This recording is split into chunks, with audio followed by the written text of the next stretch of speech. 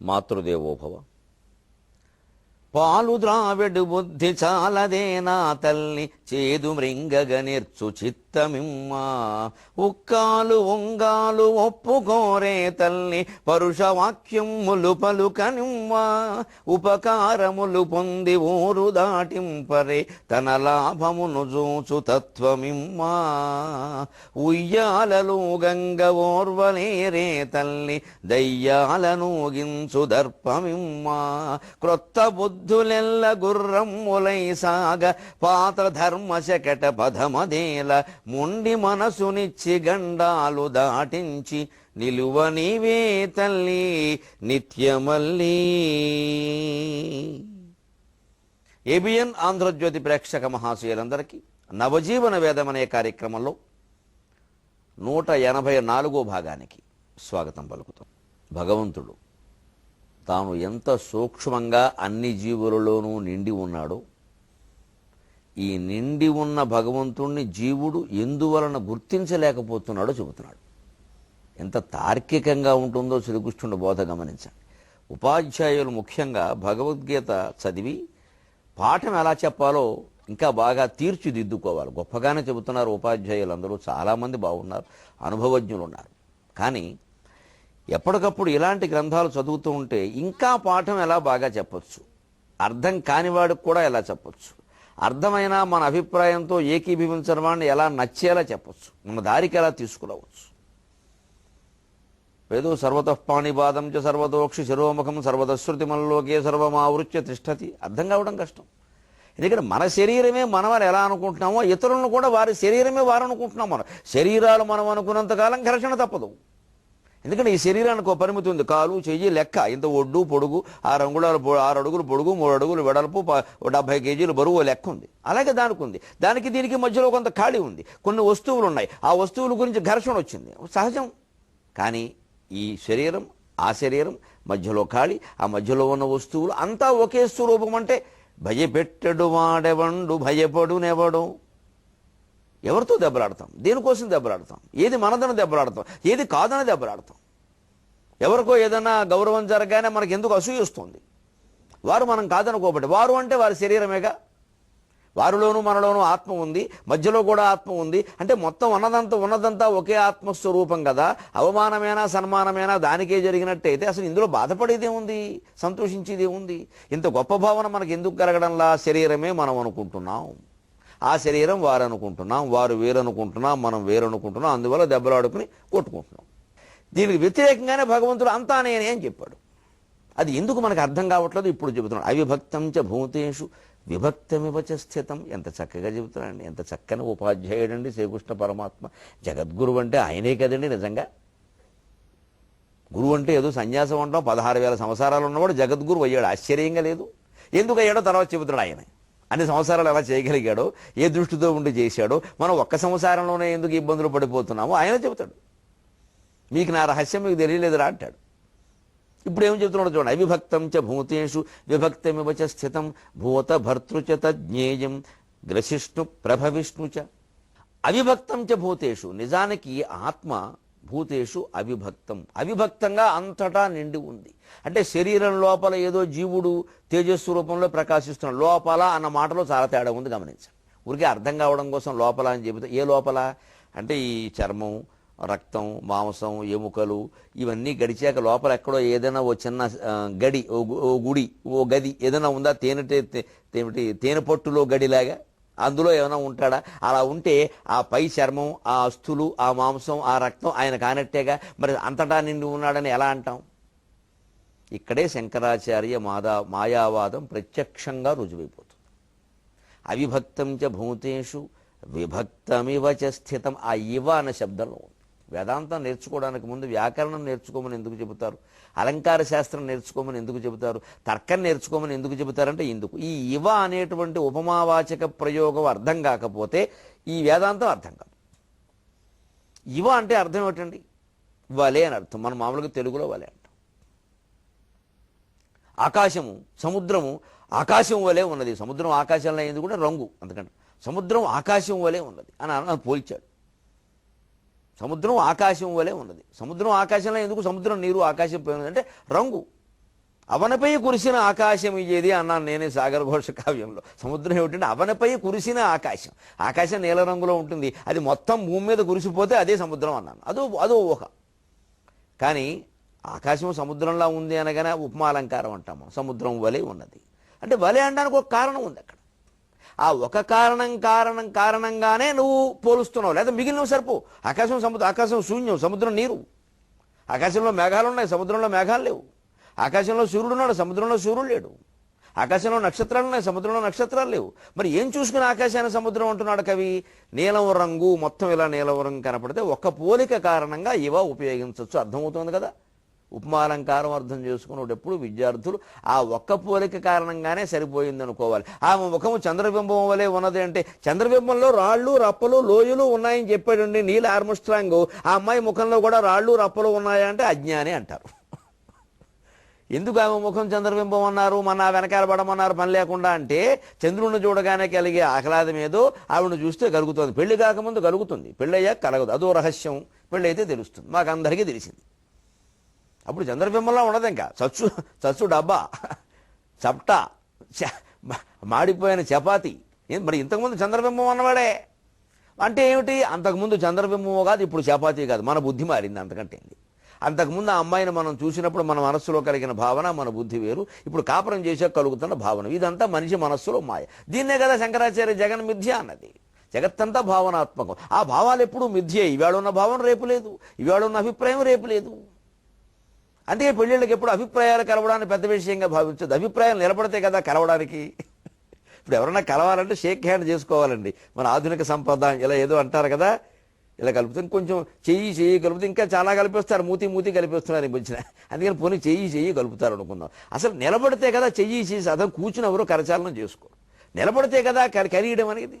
అంటే అభిప్రాయాలు నిలబడితే కదా కలవడం. నిలబడిన అభిప్రాయాన్ని కలవడం ఏంటంటే అర్థం లేని మాట. మన అభిప్రాయం మనకే శాశ్వతం కాదు. అలా అది పక్కన పెడితే ఇప్పుడు ఈ మాయ గమనించడం. అవిభక్తం చ భూతేషు విభక్తం ఇవ్వచ్చు. అంటే ఒక పోలిక ఇవా అని వాడితే ఒక పోలిక చాలు. ఒకటో రెండో మూడో పోని ఉంటే మంచిది, ఒకటోనో చాలు వాడచ్చు. ఇక్కడ కూడా ఇవచ విభక్తంలా కనబడుతుందయ్యా కొన్ని లక్షణాల కారణం, కానీ నేను అవిభక్తం. అర్థమైపోయింది కదండి. విభక్తంలా ఎందుకు కనపడుతుంది? చూసేవాడు తానీ శరీరం మాత్రమే, వేరే శరీరం తను కాదు, మధ్యలో ఉన్న ఖాళీ తను కాదు, మధ్యలో ఉన్న బల్లలు కుర్చీలు ఏది తను కాదు అనుకుంటున్నాడు. కాబట్టి భగవంతుడు విభక్తంగా కనబడుతున్నాడు. అంటే నీ అనుకోవడంలో తేడా ఉంది తప్పితే నేనంతటా నిండి ఉన్నాను. స్పష్టంగా శంకరాచార్య మాయావాదాన్ని, మిథ్యావాదాన్ని జగద్గురువు కృష్ణ పరమాత్మ ఒక్క మాటలో ఈవా అన్న ఒక్క మాటలో సమర్థించడా లేదా? అవిభక్తం చ భూతేషు విభక్తమివ చ స్థితం భూత భర్తృచ తజ్ఞేయం గ్రసిష్ణు ప్రభవిష్ణుచ. అది నిజంగా అవిభక్తమయ్యా కానీ విభక్తమే కనపడుతుంది. అది నిజంగా అనంతమయ్యా కానీ పరిమితమే కనపడుతుంది. అది నిజంగా నిరవయవమయ్యా కానీ సావయవమే కనపడుతుంది. ఇది తేడా. అంటే కనబడుతోంది ఎప్పుడు మారుతామండి? చూసేవాడు ఒకడు ఉండబట్టి. చూసేవాడు లేకపోతే కనబడడం ఏముందండి? అద్దంలో ప్రతిబింబం కనపడుతుంది. ఎవరికి? చూసేవాడికి. చూడడం మానేమనండి, ఉండదు. అంటే నువ్వు చూడబట్టే ఈ జగత్తు కనపడుతోంది, నీ చూపును బట్టే ఈ జగత్తు ఉంటుంది. ఎన్ని విషయాల్లో మనకి పొరపాటు అభిప్రాయాలు. అయ్యో ఇలా అనుకున్నావా ఆయన పాపం ఇలా అంటివాట అంటే అలా కనపడ్డాడు నీకు, ఇప్పుడు కనపట్ల. మళ్ళీ కొన్నాళ్ళకి మారచ్చు. అంటే భగవంతుడు అవిభక్తం. మనకి విభక్తంగా కనపడడం వల్ల జీవుడు వేరు, దేవుడు వేరు, ప్రకృతి వేరు. 2 వేళ్ళు 3 వేళ్ళు 16 వేళ్ళు చూపిస్తున్నారు. చూపించవలసింది ఇదే చిహ్నం, చిన్ముద్ర. దీన్ని మించిన ముద్ర లేదు వేదాంతంలో. ఇది ఒక్కటే జ్ఞాన ముద్ర. మిగిలిన ముద్రలన్నీ అజ్ఞాన ముద్రలే, ఎంతో కొంత భేదంలో పడేసేవి. భేదంలో పడైన ముద్ర చిన్ముద్ర. అందుకే దీన్ని జ్ఞానముద్ర అంటారు. జ్ఞానముద్రాకరే శ్రీకరే కుంద పుష్పద్యుతిశ్రద్ధల కుంద మందస్మితోదార వక్త్రస్ఫరత్పోగ కర్పూర తాంబూల ఖండోత్కరే జ్ఞానముద్రాకరే శ్రీకరే. శ్యామలాదండకంలో చెబుతాడు కాళిదాసు. జ్ఞానముద్రాకరే శ్రీకరే, ఇది జ్ఞానముద్ర. మిగిలినవన్నీ అజ్ఞానముద్రలే, చెప్పక్కర్లేదు. ఇంకా 2 రోజులకు సమాధానం 4 కానివన్నీ తప్పులే. ఇవాళ ఒప్పుకోవచ్చు, రేపు ఒప్పుకోవచ్చు. ఒప్పుకోవడంలో ఆలస్యం, తప్పే. అవిభక్తం చ భూతేషు విభక్తమివ చ స్థితం. ఇప్పుడు చూడండి, భూత భర్తృచ తజ్ఞేయం. దాన్ని నువ్వు ఎలా తెలుసుకోవాలి? తత్ జ్ఞేయం, అది తెలుసుకోవాలి. ఎలాగా? భూత భర్తృచ, ఈ జీవులన్నిటికీ అధిపతి అది. గ్రసిష్ణు, వీటిని మొత్తం గ్రసిస్తున్నది, సంహరిస్తున్నది, తనలో కలిపేసుకుంటున్నది అదే. ప్రభవిష్ణుచ, మళ్ళీ పుట్టింపజేస్తున్నది అది. దీనికి మీకు అత్యాధునికమైనటువంటి పరిశోధనల్లో ఉదాహరణ ఏమిటంటే ఈ మధ్యన ప్రపంచ ప్రసిద్ధ భౌతిక శాస్త్రవేత్త స్టీఫెన్ హాకింగ్, ఓ 70 ఏళ్లవాడు, నోబెల్ బహుమతి ఇస్తారని అనుకుంటున్నారు ఆయనకి. ఐన్స్టీన్ అంత గొప్పవాడు, ఎడిసన్ అంత గొప్పవాడు అంటారు. సరే, ఎంత గొప్పవాడని ఈ విషయాన్ని బట్టి ఇంకెంత గొప్పవాడో చూడండి. అంత గొప్పవాళ్ళందరూ హిందూ ధర్మంలో పురాణాల్లో ఏం చెప్పారో దాన్ని సమర్థిస్తున్నారు. జరుగుతున్నది అది. విశ్వం మొత్తం నశించడం అనేది హిగ్గిన్ బాగమ్స్ ఏదో కనిపెట్టారు, హిగ్గిన్ బాగ్స్ ఏదో కనిపెట్టారు, ఒక కణం.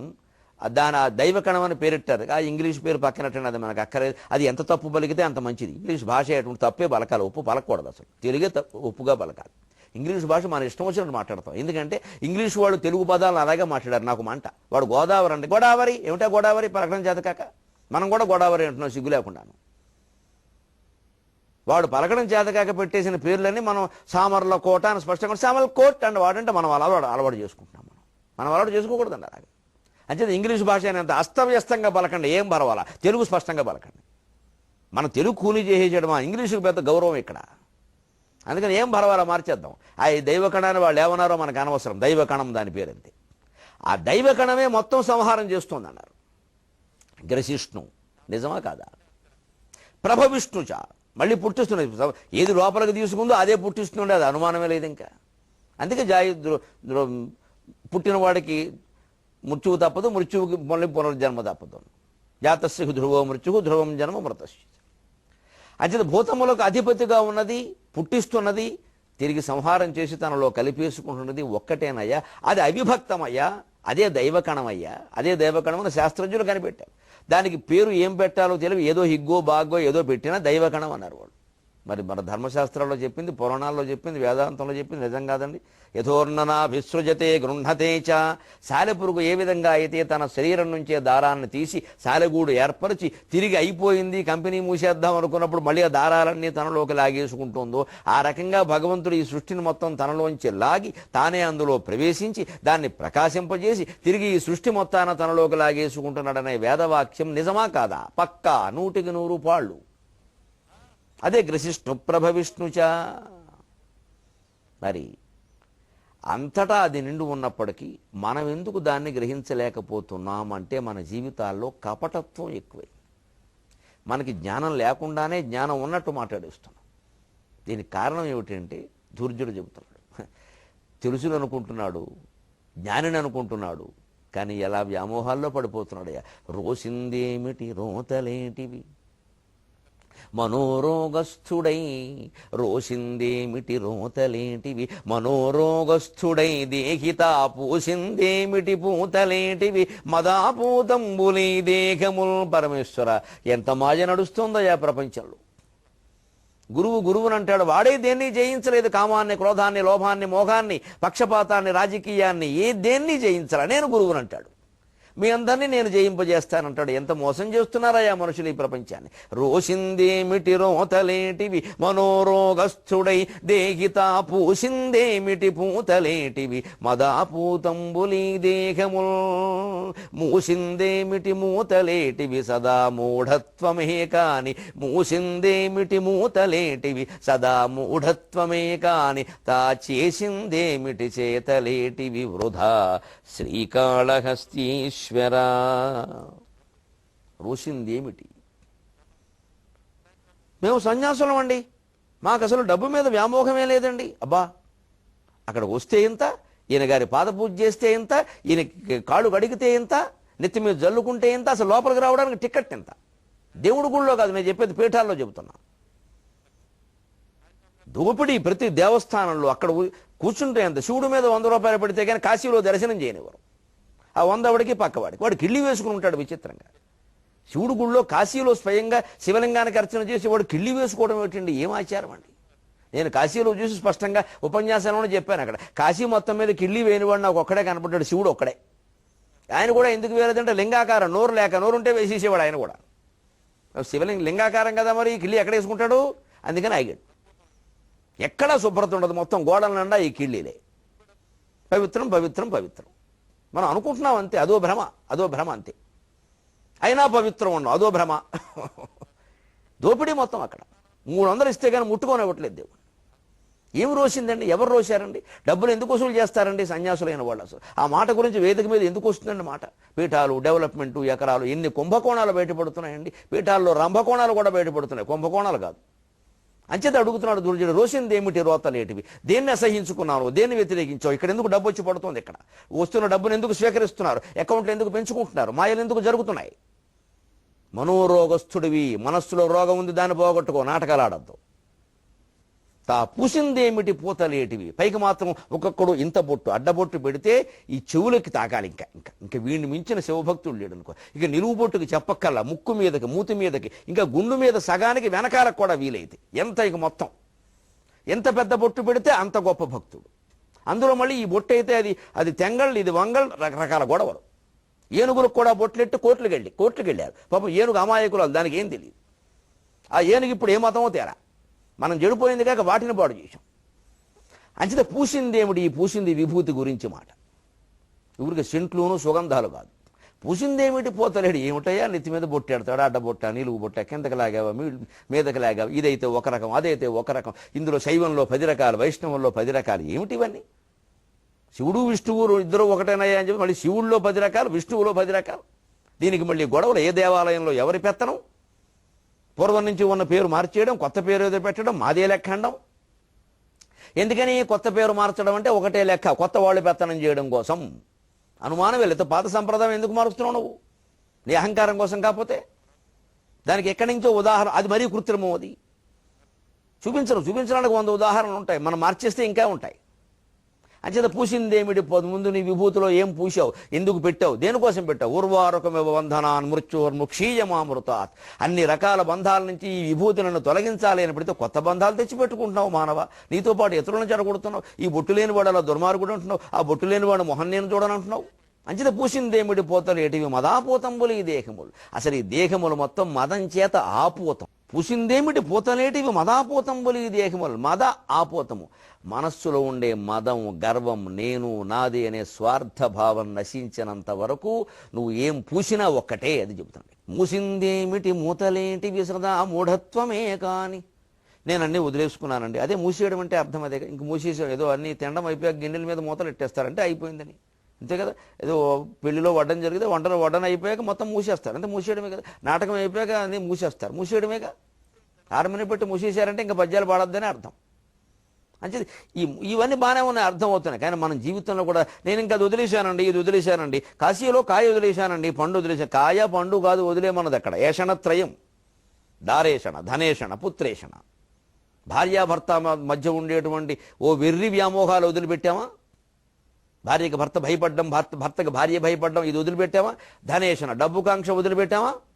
పుత్రులు పౌత్రులు, మళ్ళీ వాళ్ళకి చదువులు, వాళ్ళకి పెళ్లిళ్ళు, వాళ్ళ కడుపునో కాయగాయడాలు, చింత చెట్టు కాయగాయడ, ఈ వ్యామోహాలు వదిలిపెట్టామా?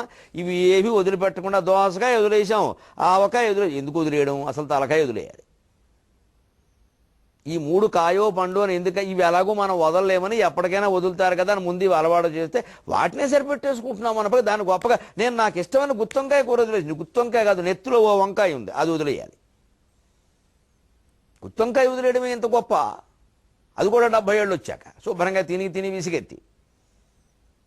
అంచేతను ఏమిటి పూసిందేమిటి? మూతలేటివి సదా మూఢత్వం. ఏం వదిలేసేవయా? మనస్సులోంచి పోలేదు. వదిలేయడం అంటే మనస్సులో. జ్ఞేయస్సనిత్య సన్యాసి భగవద్గీతలో చెప్పిన మాట. మనస్సులో వదిలేయాలి, పైకి వదిలేయడం కాదు. ఈ భార్య పట్ల, భర్త పట్ల, పుత్రుల పట్ల, పిల్లల పట్ల, బంధువుల పట్ల, ధనం పట్ల, కనకం పట్ల ఈ కాంక్ష వదిలేసామా? లేకపోతే ఏమిటి మూసింది? అక్కడ ఏమీ మూయలేదు, మొత్తం అంతా తెరిచే ఉంది, ఎగలు వాళ్తున్నాయి. సదా మూఢత్వమే. కానీ ఇంకా చేసింది ఏమిటి? చేతలేటి. నేనన్ని నోములు నోచాను, నేనన్ని వ్రతాలు చేశాను, నేను చేసిన యజ్ఞాలు ఈ కాలంలో ఎప్పుడో చేసిన అశ్వమేధ యాగం కూడా. అసలు నీకు దాని అర్థం తెలిస్తే కదా అశ్వమేధ యాగం అంటే ఏమిటో. గుర్రం బొమ్మ పెడితే అశ్వమేధ యాగం అయిపోతుందా? పిండి బొమ్మ పెడితే యజ్ఞం అయిపోతుందా?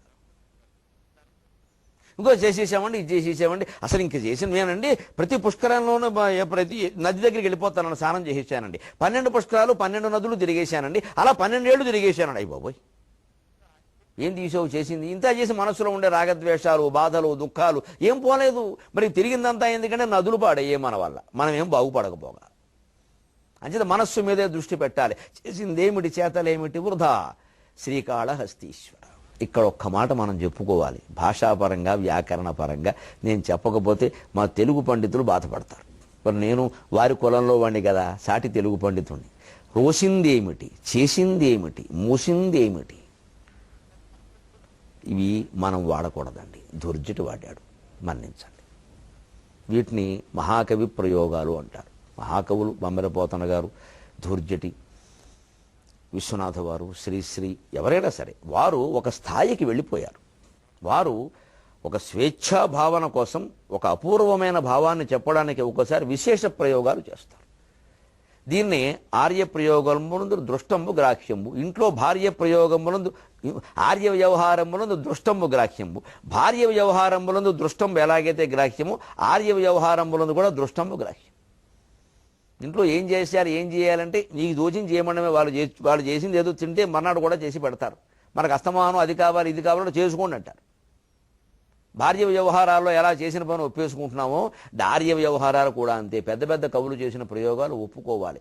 దీన్ని కొంతమంది విమర్శ చేసిన వాళ్ళు ఉన్నారు. నిజమే, దుర్జటండి, అన్నీ బాగానే ఉంటాయి కానండి, ఏమిటండి ఆ ప్రయోగాలు చేయగా పోతే ఎలా కుదురుతుందండి? ఛందస్సులో వ్యాకరణంలో వ్యవహార భాష వాడేస్తారండి. రోసింది, పూసింది, చేసింది ఈయన ఇష్టమా అండి అని విమర్శించిన వాళ్ళు ఉన్నారు. ఇలా ప్రతి కవికి ఎంత గొప్పవాడికైనా వ్యాపకాయంత వెర్రు ఉంటుంది. సరదాకి చెప్పుకోవాలంటే మన ఆంధ్ర కవులలో ఉండే సరదాకి చెప్పుకునే లోపాలు. ఆది కవికి కూడా అర్ధాంతరపు మృతి. నాన్నయ్య గారు మధ్యలో చనిపోయాడు కదండి, ఏం దౌర్భాగ్యం అండి. లేకపోతే మొత్తం భారతం అంతా ఆయనే రాసిపోడేమో. అలాగా పాపం 18 పర్వాలకి ప్రణాళిక వేసుకున్నాడు, చేయలేకపోయాడు. ఆది కవికి కూడా అర్ధాంతరపు మృతి, తిక్కన్నకో అచ్చ తెలుగు పిచ్చి, తిక్కన్నకో అచ్చ తెలుగు పిచ్చి, శ్రీనాథునకు రాత్రి స్వేచ్ఛా విహారాలు, శ్రీనాథునకు రాత్రి స్వేచ్ఛా విహారాలు, భక్తపోతనకు అనుప్రాసమోజు, భక్తపోతనకు అనుప్రాసమోజు. కవిధూర్జటికి వ్యాకరణ వైరుధ్యము, కవిధూర్జటికి వ్యాకరణ వైరుధ్యము, విద్వత్ కవికి కూడా వికట బుద్ధి, వికట కవి విద్వత్ కవికి కూడా వికట బుద్ధి. శ్రీశ్రీకి రాత్రులను సీసాలతో విందు, శ్రీశ్రీకి రాత్రులను సీసాలతో విందు, కల్పవృక్ష కవికి కఠిన వాక్కు, కల్పవృక్ష కవికి కఠిన వాక్కు, అందరికి చూడ వేపకాయంత వెర్రి, అందరికి చూడ వేపకాయంత వెర్రి. కానీ చివరిలో చమత్కారం ఏమిటంటే, నేటి కవులకు మాత్రము ఈ మాట నిజము, నేటి కవులకు మాత్రము ఈ మాట నిజము, చెప్పుకోదగ్గ మంచియు చెడ్డలేదు. నేటి కవులకు మాత్రము ఈ మాట నిజము, చెప్పుకోదగ్గ మంచియు చెడ్డలేదు. ఏమి నీ లీల, ఏమి నీ లీల, వాగ్వాపిక మరాళ, ఏమి నీ లీల, వాగ్వాపిక మరాళ. ఒక అవధానంలో తెలుగు కవుల్లో పెద్దవాళ్లలో ఉండే లోపాలు చెప్పండి సరదాగా అంటే చమత్కారంగా చెప్పిన పద్యం ఇది. ఎంతటి వాళ్ళలోనైనా కొన్ని ఉంటాయి. అంటే దుర్జట్లో ఈ వ్యాకరణ వైరుధ్యాన్ని అంత పట్టించుకోవద్దు. దాని గురించి ఓ పెద్ద విమర్శ, అంతా సంశయం, అంతా ఎలా కుదురుతుందండి? మన నిజమే వ్యాకరణం ప్రకారం అంతయు అనాలి. అంతా మిథ్య తలంచు చూసిన తప్పుడు ప్రయోగమే, అంతయు మిథ్య అనాలి. కానీ ఆయన ఒక ఊపులో అనేసాడు అంతే. అది ఆ ఊపు అలాగే ఉంటుంది. ఆ ఊపు మనకు వస్తే అర్థమవుతుంది. అంచేది మహాకవులు అటువంటి ప్రయోగాలు చేస్తారు, మనం చేసేయద్దు. మన స్థాయి ఏమిటో మనకి తెలుసు. ఒకవేళ ఏదో ఆ రసమయ దృష్టి కోసం అక్కడ స్ఫూర్తి దెబ్బతినకుండా ఉండడం కోసం అటువంటి ప్రయోగం చేస్తే దాంతో ఆపేయాలి. ఇంక దాన్ని ఊరికి సమర్థించుకుని అందరూ చేయాలని మాట్లాడద్దు. అందుకే పెద్దవాళ్ళు కూడా కొన్ని ఉంటాయి. సరదాకి చెప్పాలంటే ఆది కవికి చూడ అర్ధాంతరపు మృతి, ఏమి జీవితం అంటే పాపం అయింది, మధ్యలో చనిపోయాడు.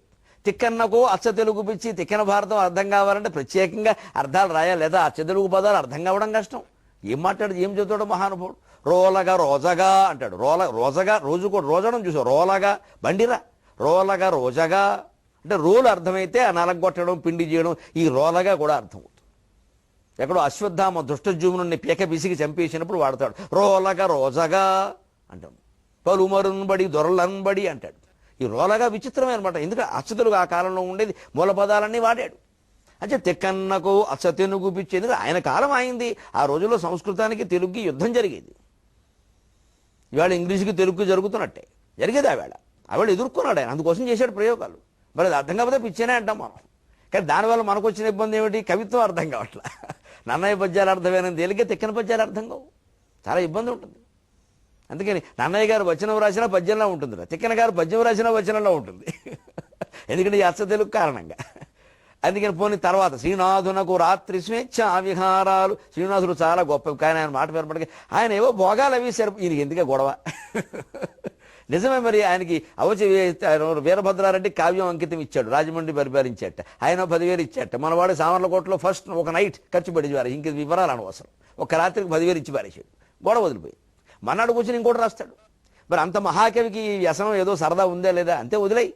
కస్తూరి పట్టుకెళ్ళి నేను ఏం చేసుకుంటానంటే దక్షారామ చళుక్య భీమవర గంధర్వప్సరో భామిని వక్షోజద్వయ కుంభి కుంభములపై వాసించు తద్వాసనల్. నువ్వు కస్తూరి నాకు ఇయ్యవయ్యా, తెల్లారసరికి దాక్షారామంలోనూ సామర్లకోటలోనూ స్త్రీలు వక్షస్థలాల మీద కనబడతాయన్నాడు ఆయన.